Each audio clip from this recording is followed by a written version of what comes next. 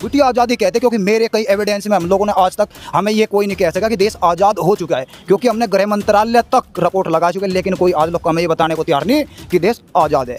सह शिक्षा जो देश आज़ाद नहीं है, नहीं, देश गुलाम है। मतलब देश गुलाम है। कैसी बात कर रहे हैं आप? मैं खुले बोल रहा ना, क्योंकि देश का जो संविधान बना था, देश 1947 में आज़ाद हुआ, लेकिन एक कानून के तहत India is dependence act dominion state 99 years India is Pakistan.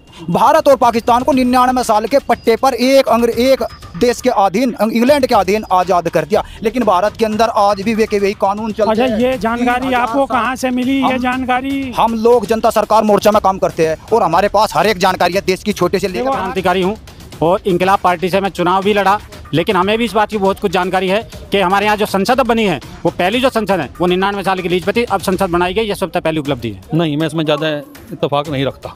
Boyfriend और गर्लफ्रेंड की ऐसी है असनाई, असनाई समझते हो? देहाती शब्द है, रिश्तेदारी।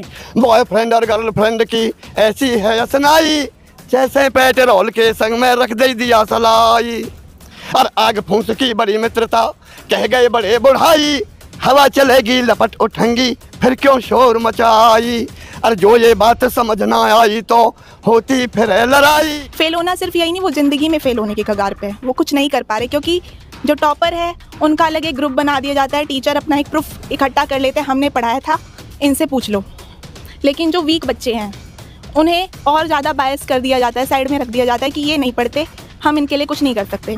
तो मेरा मेन मोटिव अकेले जो मैंने आज तक फील किया है, हमें कमज़ोर बच्चों पे काम करने की ज़रूरत है ताकि वे एवरेज हो जाए। हमें टॉपर्स नहीं चाहिए, हमें सिर्फ एवरेज बच्चे जो अपनी लाइफ में अपने घर परिवार को खुश रखें और संस्कार रखें। क्या टीचर्स का काम केवल सब्जेक्ट पूरा कराना ही है? क्या वे उनके पास कभी हफ्ते में 10 दिन में 15 दिन में 10 मिनट 15 मिनट अपने बच्चों से बात करने के लिए नहीं होते? क्या वे उनके अंदर झांक नहीं सकते? क्या उनके समस्याओं को वे उसी बाल स्तर पर जो उनके अंदर उद्गार होता है उसे अपने तरीके से जो है मतलब सही दिशा निर्देश नहीं दे सकते? आज की जो जैन जी की जो आप समस्या बता रहे हैं, इसके पीछे कारण ये भी है कि जो हमारी किशोरावस्था में दी जाने वाली वर्तमान की शिक्षा है, ये कहीं पर भी उनके संस्कारों को पोषित नहीं। मैं उनसे रिक्वेस्ट करना चाहता हूँ कि उन गरीब बच्चों को बाध्य न किया जाए, उनको मतलब स्टिक लगाकर कोने में खड़ा कर दिया जाता है। अगर गांव का कोई व्यक्ति उनको चेकिंग करने के लिए चला जाता है तो ये बोला जाता है, अरे क्या कर सकते हो, ज़्यादा से ज़्यादा हम सस्पेंड हो सकते हैं। तो इसलिए हम सहमत हैं कि जो हमारे अस्थायी शिक्षक हैं जिनसे काफ़ी विकास हुआ देश का, तो उनको भी प्रोत्साहन दिया। स्वागत है आपका, मेरा नाम है विपिन बेबाक। आज बड़ौत में आए हुए हैं और ख़ास प्रोग्राम है शिक्षा पर चर्चा, और हमारे साथ शिक्षक हैं, महिला शिक्षक भी हैं, तो इनसे जानना चाहेंगे कि क्या प्रोग्राम है। तो सर स्वागत है, आप ही शुरू कर दीजिए। अरे मेरी बात प्रैक्टिकल है। हाँ, मैं एक और बात कह रहा हूँ, इस भारत के अंदर 2 ही हीरो हैं, बाकी सब जीरो हैं। अच्छा। सीमा पर जवान और खेत में किसान, जिसको धरती का भगवान भी कहा जाता है। लेकिन किसान आंदोलन को मजबूर है। अरे किसान आंदोलन को मंजूर कहाँ है? अरे किसान, मेरे किसान के पास भी सबूत है मित्रों। अब मैं दूसरी बात कह रहा हूँ, जहाँ तक यूथ की बात है, एक वो चल गया, एक कल्चर चल गया है, डॉगी कल्चर, जिसे कहते हैं live in relation, boyfriend girlfriend. मैंने 1000 लोगों से पूछा, भाई ये रिश्ता क्या कहलाता है, गर्लफ्रेंड क्या होता है, बॉयफ्रेंड होता क्या है, ये लिव रिलेशन होता क्या है? तो कोई मैंने को हीरा रांझा है, लैला मजनू है, ये बहन भाई का रिश्ता है या खसम लुगाई का रिश्ता है, ये रिश्ता क्या कहलाता है मित्रों? चलो वो रिश्ता तो है, वो तो सरकार को। अरे मैं बता रहा हूँ ये रिश्ता क्या कहलाता है मित्रों। आपकी बैटरी चार्ज हो जाएगी, मेरी बात बड़ी अटपटी सरपटी लेकिन है सच। मैंने 4 लाइनें लिख दी, 4 साल के अंदर मैं खोजता रहा ये रिश्ता क्या कहलाता है मित्रों। तो मैं 4 लाइन कह के अपनी बात समाप्त कर दूंगा। अरे बॉयफ्रेंड और गर्लफ्रेंड की ऐसी है असनाई, असनाई समझते हो? देहाती शब्द है, रिश्तेदारी। बॉयफ्रेंड और गर्लफ्रेंड की ऐसी है असनाई, जैसे पेट्रोल के संग में रख दे दिया सलाई, और आग फूंस की बड़ी मित्रता कह गए बड़े बुढ़ाई, हवा चलेगी लपट उठेंगी फिर क्यों शोर मचाई, और जो ये बात समझ ना आई तो होती फिर लड़ाई, बॉयफ्रेंड और गर्लफ्रेंड की। धन्यवाद। लड़ाई की बात है, यहाँ भी कहीं सुख चैन नहीं है। तो महिला शिक्षक हैं, महिला शिक्षक हैं, इनसे बात करेंगे। तो आप सबसे पहले तो अपना नाम बताइए और ये जो खास प्रोग्राम है आज, तो इसका उद्देश्य क्या है? शिक्षा पर चर्चा का मेन उद्देश्य क्या है? मेरा नाम शैली तोमर है और इस क्षेत्र में मैं आप सबके अकॉर्डिंग बहुत ही नई हूँ, बहुत कम अनुभव है, लेकिन मैंने जो आज तक देखा है, मैं एक बीच में एक लिंक की तरह हूँ, क्योंकि मैं अभी शिक्षिका बनी हूँ और अभी मैं एक स्टूडेंट भी थी। तो मैं दोनों के बीच की एक कमी महसूस करती हूँ कहीं ना कहीं, कि बच्चों पे एक प्रेशर बनाया जाता है कि वो टॉपर बने या फिर वो सिर्फ सिलेबस कंप्लीट करे। उनसे कुछ आ रहा है नहीं आ रहा है वो मैटर नहीं करता, पेरेंट्स भी बस ये देखते हैं मार्क्स आए या नहीं। लेकिन मेरे अकॉर्डिंग ये इम्पॉर्टेंट है टीचर्स को भी समझना कि टॉपर बच्चा खुद पढ़ लेगा, लेकिन स्कूल में ध्यान उन बच्चों पे देना है जो फेल होने के कगार पे हैं। फेल होना सिर्फ यही नहीं, वो ज़िंदगी में फेल होने के कगार पे है, वो कुछ नहीं कर पा रहे, क्योंकि जो टॉपर है उनका अलग एक ग्रुप बना दिया जाता है, टीचर अपना एक प्रूफ इकट्ठा कर लेते हैं, हमने पढ़ाया था, इनसे पूछ लो।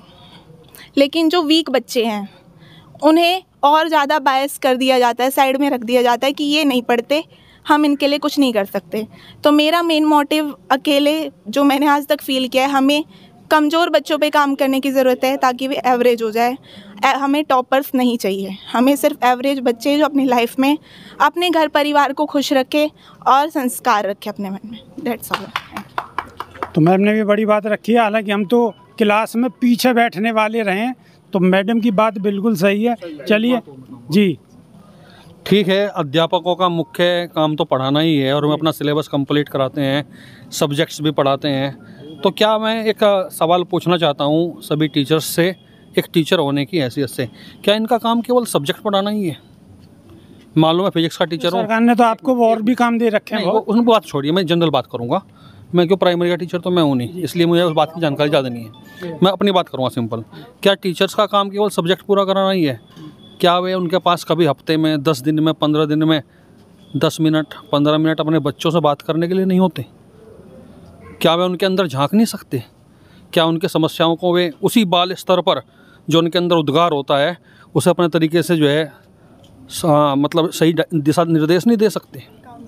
आज की जो जैन जी की जो आप समस्या बता रहे हैं, इसके पीछे कारण ये भी है कि जो हमारी किशोरावस्था में दी जाने वाली वर्तमान की शिक्षा है, ये कहीं पर भी उनके संस्कारों को पोषित नहीं करती। ये केवल उनके सब्जेक्ट यानी फिजिक्स, केमिस्ट्री, मैथमेटिक्स आदि को ही पढ़ा रही है। संस्कार जैसी चीज़ें जो उन्हें मिलनी चाहिए, जो कभी किसी ज़माने में इन स्कूलों से मिला करते थे, उनका कहीं अभाव है। संस्कार मिलेंगे कहाँ से? या तो घर से मिलेंगे या स्कूल से मिलेंगे। हाँ, माँ बाप को तो पैसा कमाने से ही फुर्सत नहीं है। आजकल की महंगाई के दौर में माँ बाप अपने बच्चों से बात तक भी नहीं कर पा रहे।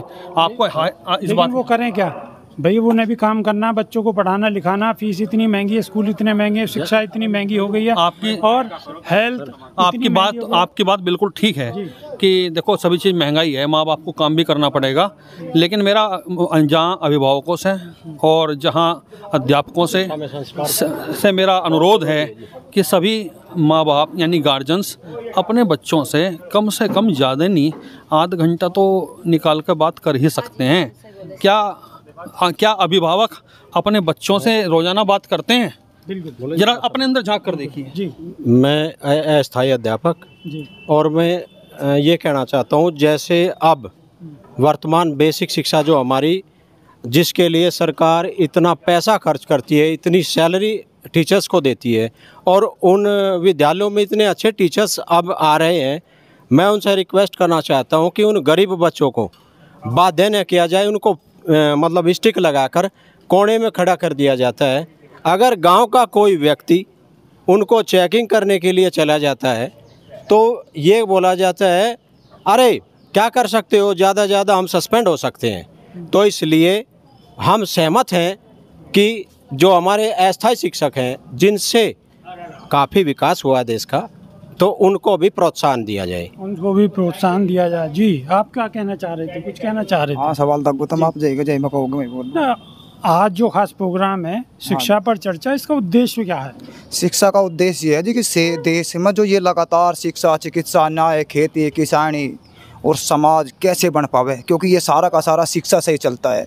और शिक्षा तब तक सुधारनी आ सकती जब तक सह शिक्षा पद्धति को नहीं मिटाया जा सकता, क्योंकि यूरोप के अंदर सह शिक्षा पद्धति 400 साल से चल रही। और वही देश की आज़ादी के जब ये झूठी आज़ादी कहते, क्योंकि मेरे कई एविडेंस में हम लोगों ने आज तक हमें ये कोई नहीं कह सका कि देश आज़ाद हो चुका है, क्योंकि हमने गृह मंत्रालय तक रिपोर्ट लगा चुके, लेकिन कोई आज लोग हमें ये बताने को तैयार नहीं कि देश आज़ाद है। सह शिक्षा जो देश आज़ाद नहीं है, नहीं, देश गुलाम है। मतलब देश गुलाम है। कैसी बात कर रहे हैं आप? मैं खुले बोल रहा ना, क्योंकि देश का जो संविधान बना था, देश 1947 में आज़ाद हुआ, लेकिन एक कानून के तहत India is dependence act dominion state 99 years India is Pakistan. Bharat और पाकिस्तान को 99 साल के पट्टे पर एक देश के अधीन, इंग्लैंड के अधीन आज़ाद कर दिया, लेकिन भारत के अंदर आज भी वे के वही कानून चलते हैं। अच्छा, ये जानकारी आपको कहाँ से मिली? ये जानकारी हम लोग जनता सरकार मोर्चा में काम करते हैं और हमारे पास हर एक जानकारी है, देश की छोटे से लेकर। हमारे पास शिक्षक भी हैं। शिक्षक आओ बराबर में, आओ बराबर में आओ, इनकी बात का जवाब दो। बात का कोई जवाब कोई हो। देश आज़ाद नहीं हुआ, नहीं हुआ कह रहे हैं आपके बराबर में। अभी 99 साल की लीज पे है जी। 99 साल की लीज। हाँ जी। अभी आपको पता होगा, भारत ने पहली उपलब्धि प्राप्त की है कि देश में नई संसद खड़ी करी गई है, जिसके महत्वपूर्ण कुछ दस्तावेज, क्योंकि मैं भी एक क्रांतिकारी हूँ और इंकलाब पार्टी से मैं चुनाव भी लड़ा, लेकिन हमें भी इस बात की बहुत कुछ जानकारी है कि हमारे यहाँ जो संसद अब बनी है, वो पहली जो संसद है वो 99 साल की लीज पे थी, अब संसद बनाई गई, ये सबसे पहली उपलब्धि है। दिक्कतें बहुत हैं, सामने पर्दे, क्योंकि देखिए संसद 99 साल के लीज पे और आज़ादी 99 साल की लीज पे, ये क्या मतलब है? ये कुछ शर्तें हैं। देखिए, जो जनता के सामने नहीं रखी जाती, देश की व्यवस्थाएं हैं, देश विदेश तक की व्यवस्थाएं हैं, लेकिन जिस समय देश आज़ाद हो रहा था उस समय कुछ शर्तें भी लगाई जाती हैं। अगर आज हम दो भाई आपस में लड़ पड़ते हैं यहाँ भी, तो हमारे बीच में कोई तीसरा आकर के समझौता भी कराता है और किसी न किसी मुद्दे पर हस्ताक्षर भी होते हैं, तो सहमति भी बनती है, तो वे पारदर्शी अभी नहीं की जा सकती। कहीं ना कहीं उनके पीछे गोपनीय तथ्य भी हैं। आप साहब की बातों से इत्तेफाक रखते हैं? नहीं, मैं इसमें ज़्यादा इत्तेफाक नहीं रखता। मुझे कुछ शिक्षा के बारे में आपसे कहना है। शिक्षा के बारे में बाद में आपने मुद्दा ही ऐसा छेड़ दिया। 99 साल की लीज कब खत्म हो रही है? देखो, ये देश आज़ाद होने के बाद अगर देश आज़ाद होता है तो उसमें होता है कि पूर्ण रूप से स्वतंत्र देश हो। हमारा देश ऐसा है कि इस पर किसी भी देश का कोई कानून नहीं चल सकता। हम लोग नॉन जुडिशन है, कोई संविधान हमारे पास नहीं चलता और ना ही कोई हम सिस्टम को मानते हैं, हम प्रकृति के सिद्धांत को मानते हैं। मतलब संविधान को ही नहीं मानते, क्योंकि संविधान ही 99 साल की लीज कब खत्म हो रही है? देखो, ये देश आज़ाद होने के बाद अगर देश आज़ाद होता है तो उसमें होता है कि पूर्ण रूप से स्वतंत्र देश हो। हमारा देश ऐसा है कि इस पर किसी भी देश का कोई कानून नहीं चल सकता। हम लोग नॉन जुडिशन है, कोई संविधान हमारे पास नहीं चलता और ना ही कोई हम सिस्टम को मानते हैं, हम प्रकृति के सिद्धांत को मानते हैं। मतलब संविधान को ही नहीं मानते, क्योंकि संविधान ही अब बात क्या करें? जब संविधान को ही नहीं मानते, इनका कानून कौन सा? मेरी समझ से बाद में आपको साहब की बात कैसी लग रही है तो जरा कमेंट में ज़रूर बताओ। लेकिन 99 साल की लीज कौन सी है, कैसी है, ये मेरी भी समझ से बाहर की बात है। तो अभी के लिए सिर्फ इतना ही। नई वीडियो में फिर रूबरू होंगे। बहुत बहुत शुक्रिया, धन्यवाद।